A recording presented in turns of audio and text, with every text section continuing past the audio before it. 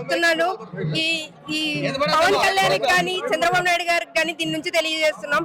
మీరు ఏమైనా అభివృద్ధి చేశారంటే ఈ జనాల న్యూస్ ఈ రోజు తెలుస్తుంది సార్. ఈ అభివృద్ధి ఎవరి వల్ల జరుగుతుంది అనేది. డెఫినెట్ గా జగన్మోహన్ రెడ్డి గారిని మళ్ళీ 151 సీట్లో గెలిపించుకొని మరి సీఎం ని గెలిపించుకునేది ఖచ్చితము. మా విశ్వేశ్వర రెడ్డి గారు చాలా అభివృద్ధి చేశారు. మా ఊర్లో రోడ్డు గానీ నీళ్లు గానీ అన్ని విధంగా ఉన్నాయి. మంచిగా జరిగింది సార్. ఖచ్చితంగా జగన్మోహన్ రెడ్డి గారు మళ్ళీ సీఎం చేసుకొని తీరుతాం సార్. జై జగన్ సార్. డబ్బులు ఇస్తున్నారంటే జనం రారు కదా సార్. అభివృద్ధిని చూసి ఈ రోజు ఇక్కడ ఉన్న జనాలను బట్టే మనం ఎంత అభివృద్ధి జరిగిందో తెలుసుకోవాలి.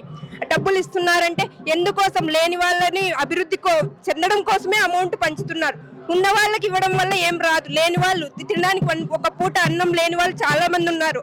వాళ్ళ కోసం డబ్బులు ఇస్తున్నాడు సార్. ప్రతి ఒక్కరికి చెప్తున్నా, ఈ పవన్ కళ్యాణ్ అనే వ్యక్తి చంద్రబాబు నాయుడు కోసం పనిచేస్తున్నాడు సార్. కానీ జగన్మోహన్ రెడ్డి గారు మాత్రమే జనాల కోసం పనిచేస్తున్నారు.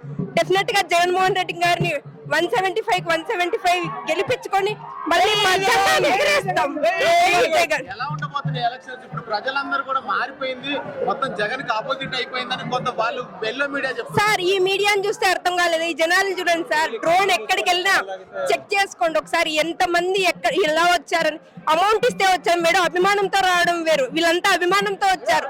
డబ్బులు ఇస్తే వచ్చే వాళ్ళు ఇంతసేపు ఇక్కడ వెయిట్ చేయరు సార్. ఖచ్చితంగా జగన్మోహన్ రెడ్డి గారు సీఎం చేసుకోవడం కోసమే ఇక్కడికి వచ్చారని నేను భావిస్తున్నాను సార్. డెఫినెట్ గా జగన్ గారిని సీఎం చేసే తీరుతాం